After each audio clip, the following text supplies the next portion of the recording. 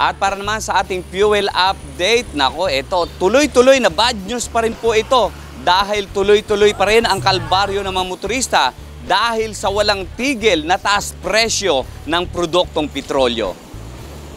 Ito na ang ikasampung sunod-sunod na linggong pagtaas ng presyo ng gasolina at ika-11 beses na sunod naman na linggo ang taas presyo ng diesel at kerosene. Tumaas ang presyo ng gasolina ng 2 piso kada litro at 2 piso at 50 sentimos naman sa kada litro ng diesel. Tumaas din ng 2 piso sa kada litro na ang presyo ng kerosene. Sa ngayon, ang presyo ng Cleantech dito sa H. Concepcion, ang kanilang diesel ay nasa 62.45 bawat litro.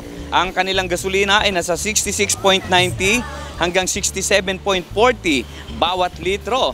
At dito naman sa Petron, tapat ng SM City, Cabanatuan, ang kanilang diesel ay nasa 65.60 bawat litro.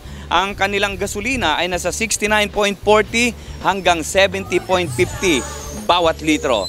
Dito naman sa Fuel Star, ito medyo mababa ang presyo dito. Nasa 59.90 lang ang kanilang diesel.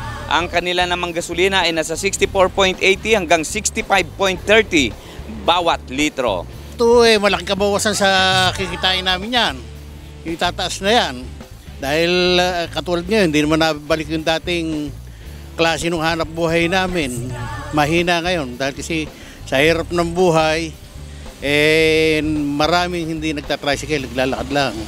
Ang dahilan ng pagtaas ng presyo ay sinasabi ng opisyal na patuloy ang pagtaas ng presyo ng produktong petrolyo dahil sa pagbabawas ng produksyon ng oil producing country, partikular na ang Russia at Saudi Arabia. Kapag hindi ito magbabago, inaasahang magtutuloy-tuloy ang pagtaas ng presyo ng petrolyo hanggang Disyembre. At yan ang ating fuel update kasama si Jeremy Ramos at si Jeff Gonzalez.